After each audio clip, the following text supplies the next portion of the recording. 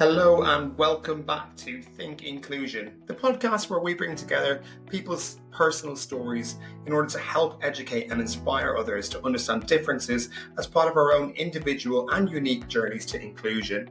This episode is truly one for everyone, as today I'm joined by Nikita Sheldon to explore her journey through the hospitality industry, where together we unpack the barriers faced by women and marginalised groups. Nikita also opens up about the challenges of being out as gay in the workplace, along with a clear understanding that change doesn't happen overnight. Nikita shares personal stories, leadership insights, and practical ways to reframe negativity and foster authenticity. I really hope you enjoyed this episode, and thanks in advance for listening. Hello everyone and welcome back to Think Inclusion podcast. As always, I am your host, Garry Clarke-Strange. My pronouns are he, him, and I am joined today by Kita. Hello and welcome to the pod. Hiya, you okay? I'm good, thank you. Do you want to introduce yourself to everybody and let everyone know who you are? Yep, I'm Nikita Sheldon and my pronouns are she, her. We're going to have a conversation today about you. That's the whole premise of Think Inclusion podcast, is to talk to people about their experiences across life, across kind of workplace as well. We've had a bit of a similar-ish career in some parts actually quite the exact same, which is really, really interesting. But tell us a bit about you before we start the main conversation. Tell us a bit about your background and also your career today. Yeah, so I've spent all of my career in hospitality and I'm very proud of that. I started the day after I turned 16 and I was, because I'm an August baby, I was so desperate to get a job. Like all my friends had jobs and I just wanted to get a job. And there was a local pub up the road from where we lived. And I was like, oh, my friends have all got a job there, so I'm going to go and get a job there. Lo and behold, 18 years later, they've still got their claws in me in all the best possible ways. But through that space, I grew from waitress for a year and then went into the kitchens, kind of went through the operational journey, back of house, front of house. I got to relief manager at a really early age, which is what I love about hospitality. And, you know, when you talk about viable careers and, you know, opportunities to promote great experiences, hospitality is definitely that for me. So about 21, 22, became a relief manager. And then I got to about 23 and I was like, like most of us, it's like, really want to go into the corporate world. Like, how do I get into that? And in between time, I'd been to university. I'd gone to Bournemouth University. I'd done law. Didn't finish my degree, hasten to add. And then I moved into, I strayed away from Marston's for 3 years, went to MMB, which was a fantastic experience. They grew me from a professional and corporate space. And then I actually moved back to Marston's into the training team. And then I grew through management. And I've had a variation of different jobs through our learning and development team. I've looked after induction, career pathway, apprenticeships currently, digital learning. And then last year I was really fortunate to land the opportunity to pick up inclusion as well as, you know, the other two jobs that I do. So yeah, it's been a wild ride really, and one that, you know, I've been heavily supported in. But yeah, at 37, I am of a senior level in a business that, you know, really champions that growth and development of people, and I'm proud to be there. I love it. And that's where the similarities, I guess, with me and you. So I've worked in hospitality as well, and also in the pub industry in a similar business, and competitors, but we're all friends in hospitality.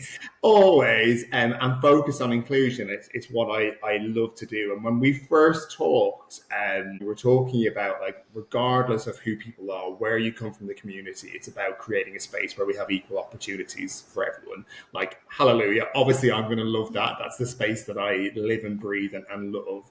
What does that mean to you? What does equal opportunities for everyone mean? And how has that affected, I guess, your career today? Yeah. I think it's, I think, you know, when you look at hospitality, it's really easy to think that it's quite a social career and it's quite a fun place to be. People wouldn't necessarily feel the same kind of office politics that you might do in another sector.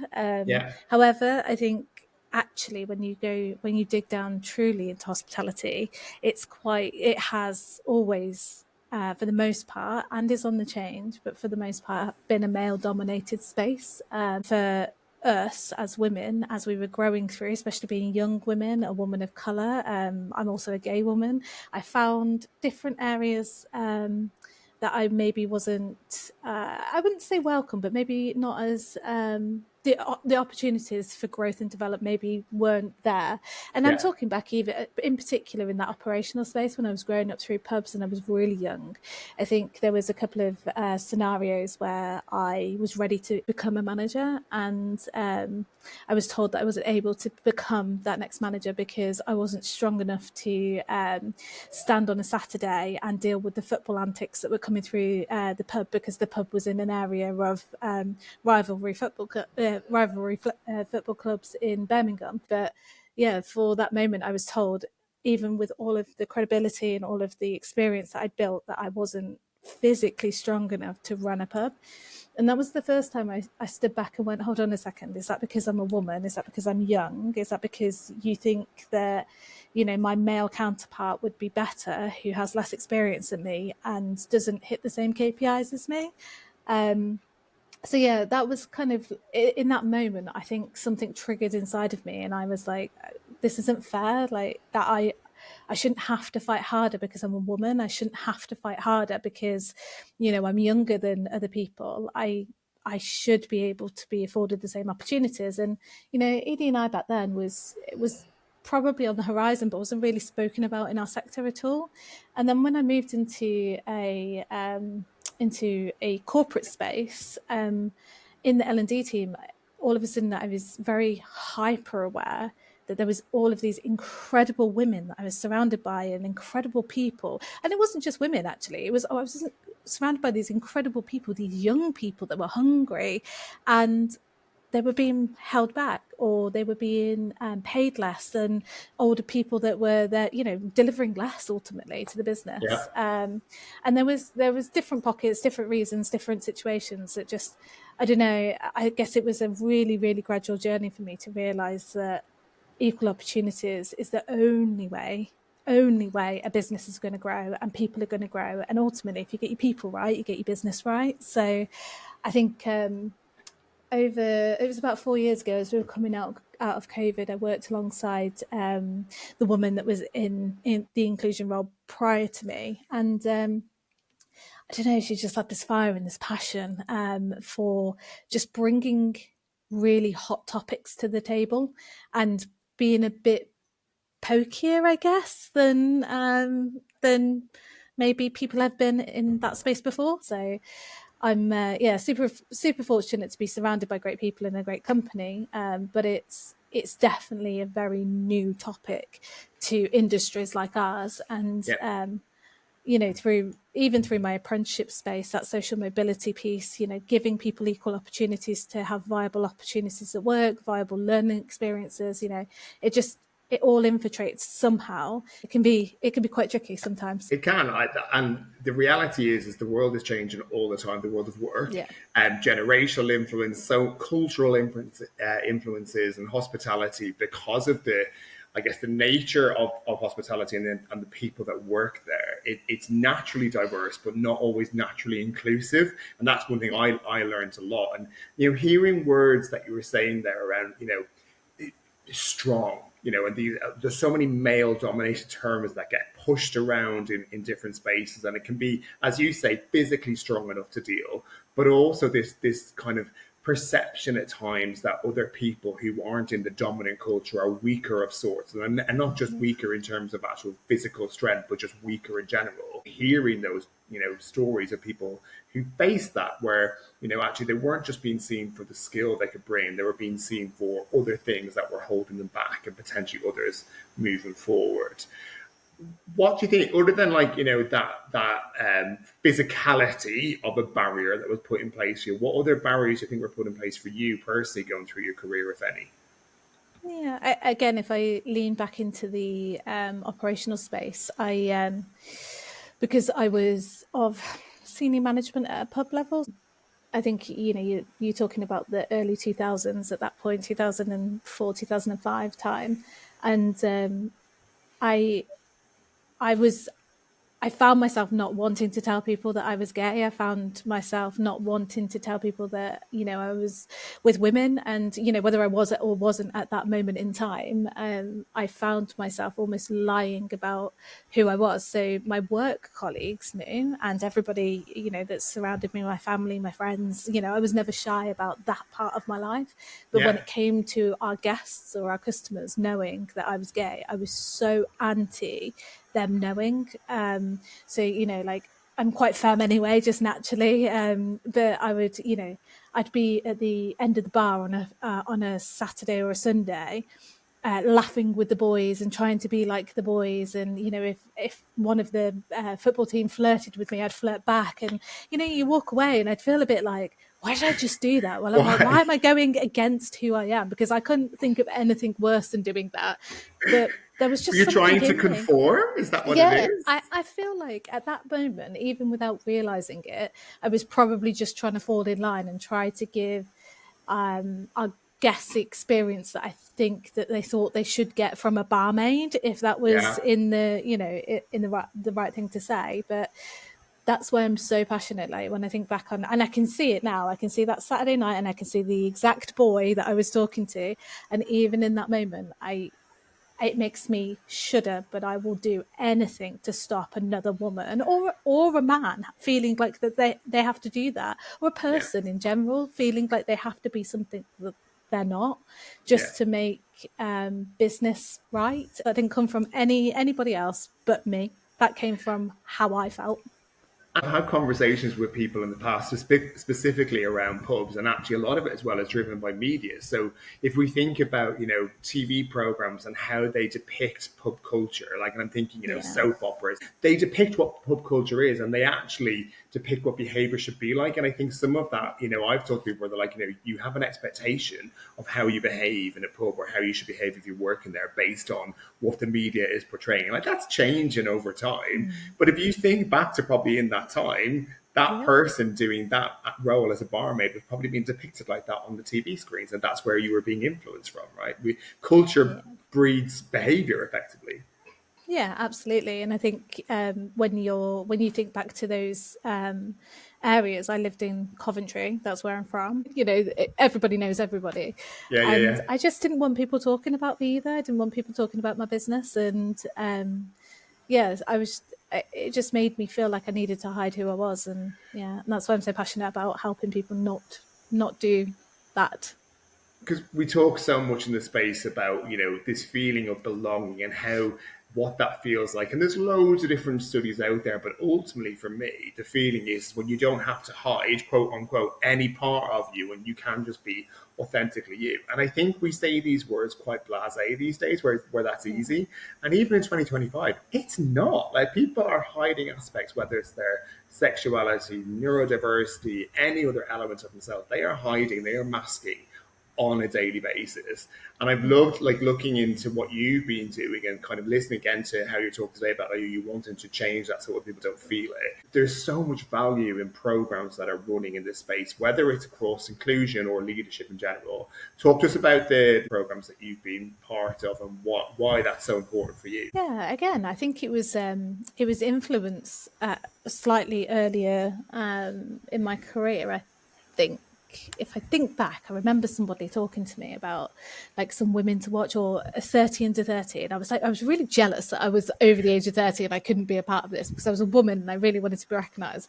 I couldn't even tell you what the awards was, but I was super jealous about it. Yeah. And when I come into the inclusion role, well, when I was growing through to the inclusion role anyway, I was heavily invested in the Women's Network, and we were talking a lot about menopause. We were talking a lot about family leave policies. We were talking a lot coming out of COVID about how we better support women in within the business.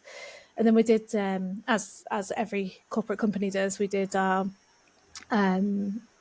gap payment, and we looked at some of our internal data, and it was the first kind of snapshot that we'd had where we realized that a lot of our women get to a certain level, generally in pubs, kind of the same level that I got to, and then potentially faced that barrier, whether that's their perceived barrier or whether that's a barrier that they've actually physically faced, and they don't seem to grow into our more senior leadership areas. So it kind of gets to assistant manager, even maybe GM is probably 50-50.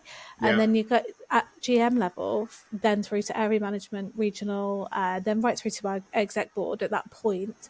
There just wasn't that representation. I don't think there was the conversation wasn't being held or happening. So Yeah. what we did was we set up our Women in Leadership program, which is actually aligned to apprenticeships. We used our level 4 hospitality management apprenticeship because that was the level that we were targeting. But just through growing people through that program at that level, we have seen more and more and more people talking about women in leadership just generally across the business. In the last kind of 18 months, we've seen more female regional managers come through, more female area managers coming through. And it's not because it's now a tick box exercise, which people, could say that, that's what we've gone after. It's absolutely not. It's because they're the right people for the right roles, but now they feel empowered enough to go and do that role. And the flexible working policies that we've implemented, the family leave policies, all of that sort of stuff, where we've kind of we've made it equal for all people to be able to feel like they can have a family and work and still progress. It's really empowered our women to kind of grow. They've been hired because they're the right people for the right roles, and that's exactly what it should be about. It should be about equal opportunities for all. It's not just about one side or the other. You keep going back to it, equal opportunities for all, right? That's it's like your mantra, but it's so true. And some of the things, like when you talk there, we'll sit there and we'll go, well, it's not revolutionary, but actually, like, just ensuring that everyone sees that they can grow and sees people like them who are in senior roles and sees that there isn't a ceiling that they will reach, and removing that ceiling or removing that feeling people have of, there's only a certain level I can get to. It's actually really hard to do. It's not, it is revolutionary to do that because it's changing a culture that's been in existence for a long time. And I love the narrative around, it's still the right person for the role. Nobody wants to be a diverse hire. Nobody wants to feel they've been put into a role to tick a box. It's damaging to anyone to do that. But also, I always say, you will only ever hire the right person, and they might be diverse if you have enough people in your talent pool who are across a range of diverse backgrounds, and you'll still hire the right person. But the effort is to kind of change perception that you can't get into that talent pool, or that, the perception that the industry maybe isn't welcoming to somebody like you. Yeah, absolutely. And I think there's a perception in some spaces as well that, like they're just not, people aren't willing to face into the truth. They're not, or they've grown up in a world where, they haven't felt the hardship that maybe some people have. So it's not, it's not the top of their priority list. They're just not aware of it, and that's okay. Like, this is what this sort of stuff is here to do, is to help support. It's about educating and allowing people to find it for themselves. Like, my biggest thing in my life generally as well is that whilst I will champion and support and be the voice for all, or as much as I can be, I don't want to feel like it's being forced upon anybody. I think people need to go on this journey on their own. They need to take the time to digest it as and when they can, because if they don't, if they feel like they're being forced into a box of learning, or a box where they feel like they have to do something that doesn't fit with who they are right now, then that's the exact opposite of inclusion for that individual as well. And I don't think we talk about that enough either. I don't think we talk about the fact that people just might not be ready for that journey yet. It doesn't make them horrible people. It doesn't make them people that, are not fitting for a business, or, whatever, or in your personal life. It just means that they need a little bit more time, or a different approach to it, I suppose. And they could be scared. A lot of the time when I talk to people, it's fear of the unknown, fear of change. There's so many things that are there that are barriers, and it's about encouraging and helping people to kind of move past those fears. And, it's why I love, having conversation like this and you sharing some of your stories. It's like anyone who hears something that they can't unhear effectively. So something that's different to them, or a different experience, that might be something that will just change someone's perception and help them to move along that journey. But I'm with you. Like, if you force people to move through this, you're never creating equality for everyone. It's just not going to happen. What's been your proudest moment of these programs that you've been running? The proudest moment would probably be the introduction of the Women to Watch Awards. So just by having the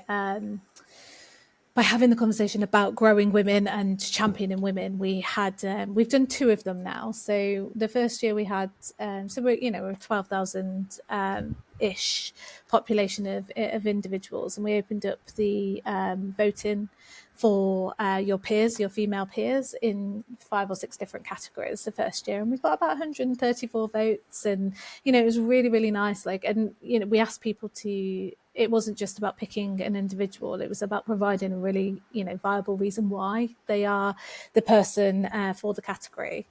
So the first year went really well, and we had over 100 people in our head office, and we celebrated them with an evening event and awards, certificates, great news stories, and there were a variation of different reasons why.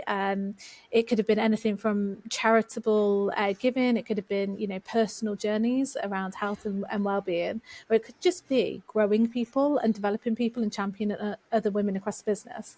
The second year we did it, though, I think the momentum came from the first year. We actually got over 350 votes, I think it was, for different women across business, to the point it took us 8 hours as a panel to kind of get down to that final 30 people that we recognised.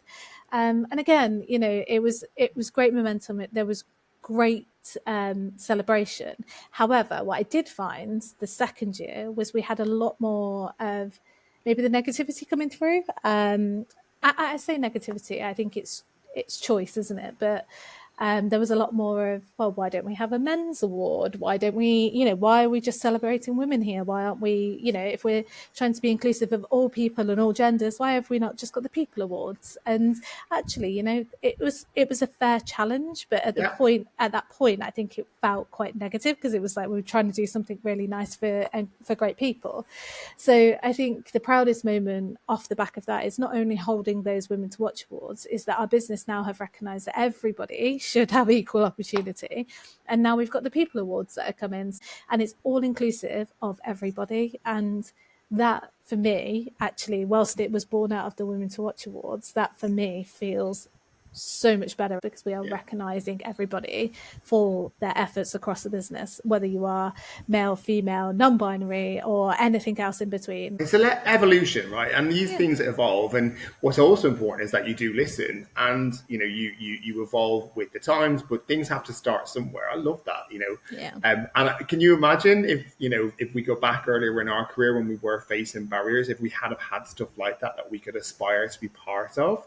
We were facing barriers because of who we were in the professional world. I'd love to have something like that. I'd want to be on that list. I still want to be on that list. Get me on the list. I want to be on that list. I don't even work for Marston's. Let me on it. Because we are hospitality buddies, right?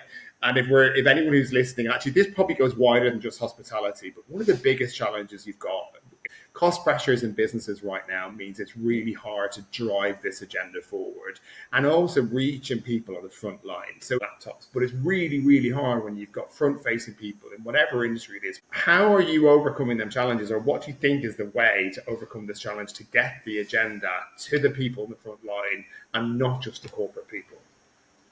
Yeah, I would love to say that we've cracked it. I think, we're still learning. I think, so we've set up our employee engagement networks, and they help us, I suppose they help us deliver the messages. I still think communication just generally, and visibility is quite difficult. And I think it's getting buy-in. I think once you've got your operational team behind it, and it's infiltrating into your operational spaces on a weekly, monthly basis, whether that's just updating on activity, whether that is reward and recognition, and or just education, awareness, training, that's really how we kind of use our employee engagement networks to get down to our people. I suppose our next 12 to 18 month challenges is to make sure that now we've got the foundations, now we've got a great ED&I policy, now we've got all of the other policies that sit and complement that around it, a strategy, and we've got the platform, the communication education platforms into the business. Now we need to use them, maximize them, utilizing opportunities like this, like podcasts like this, and being able to use this podcast to send out onto our learning systems and be able to, direct people to that self-directed learning opportunity for them. If they want to hear it, they want to hear it. If they don't and choose not to listen to it, that's absolutely fine. That's up to them. And again, it goes back to that not feeling like it's forced, just having stuff readily available for when people are, ready to take that journey for themselves. We haven't cracked it is ultimately the answer. And it's hard when your predominant workforce are hourly paid, transient, and are all over the UK. It becomes quite difficult. When I work with clients, I always say, like, anyone who's saying they've cracked it either is lying or doesn't understand inclusion, because no one has. And I think the best way to move forward with it is, as you are, is being authentically real about the challenges that exist and where things still need to improve. Because I've often been asked, like, what's the utopia moment where you'll have nailed it, or when inclusion is done? I don't think it exists, like, because the world is still evolving, for various reasons. The world of work is still evolving. And so there's always going to be more to do. And actually, if you can be authentically real about it, people are more likely to join you on the journey. Like, again, if we go back to ourselves, if people were honest about inclusion policies in organizations, we'd be more likely to support it rather than seeing tick boxes or anything like that that's more performative. Communities, regardless of the community, they see through that. We see through when things are just being done to, throw a pride flag on during June and do nothing else in the year. We know that isn't real, and we can move past it. What about the challenges? Like, I guess it's not specific to your role, but there's, like, if we're being real, there's a bit of a backlash about inclusion right now. We're seeing it across the globe, and we're having to fight back with it. How do you feel about that? Like, what are you doing in your head that makes you kind of still motivated to still push this agenda, despite the fact that there's obvious backlash against ED&I? Yeah. I think I've taken the opportunity, like, that, I'm quite a hot-headed person, and anybody that knows me, or anybody that's watching this that knows me, will know that I've got that reputation. I'm quite hot-headed. I'm really passionate, and sometimes things just spill out. But I've taken the time to really learn and, like, just stop for a minute, because actually I do believe, and I'll go back to the point that I said earlier, I do believe some of the backlash that we're facing, or some of the ideology that's out there at the minute, yes, we've got political reasons why people are feeling, potentially victimized or not supported. But ultimately, for the most part, in the day-to-day of your life or your working life, most people aren't out to hurt you. They're not intentionally there to cause you any harm. And I think for me, I've had to step back and reframe it. So when I'm faced with somebody telling me, we haven't got a problem, for instance, or actually, is that really important to us right now when we need to put money in the tills? Or, is it a priority on the list of 101 of the priorities that we've got right now? I step back and reframe it to say, do you know what? You're probably right. It's probably not the top of the priority right now in this area, but it doesn't mean that we can't stop doing some really great things. I think for me, it's just reframing it, taking what could be perceived as negative, and just I guess making a plan for that. So it's okay that the business, or businesses generally, are saying right now, we just haven't got the time for that. Okay, well, that's fine. But, when you are ready, there's going to be all of this great stuff right there for your people to get the support, or to be signposted to wherever they need to be. And ultimately, you might actually keep people in the business without even realizing you're doing it, because there's people out there that really champion and believe in this. And ultimately, whilst it's a part of my day job, for those employee engagement networks that are out there doing that work, that's on top of their day job. They're just here because they're passionate and care about the communities that they're trying to serve. So when you start bringing ED&I back to that passionately local and serving in communities, all of a sudden your operations teams understand it, your people teams start to understand it. And it's just, like I said, it's just taking what could be perceived as negative, reframing it, and then finding a new, I guess, avenue to the market. And role modeling it, right? That's what you're 100%. doing. You're role modeling it. And, I often say, not ignore inclusion at your peril, but we have to normalize the reality that happier people perform better. And Oh, yeah. ultimately that's good for business. So if you take away all the layers that exist and, like you say, reframe it to just, this is about supporting people to be better at work and helping them to be themselves and not having to mask any part like we talked about earlier on, so they can just be happy at work and perform better, your business will perform better. Like it seems Absolutely. simple, but it's not always seen in that way.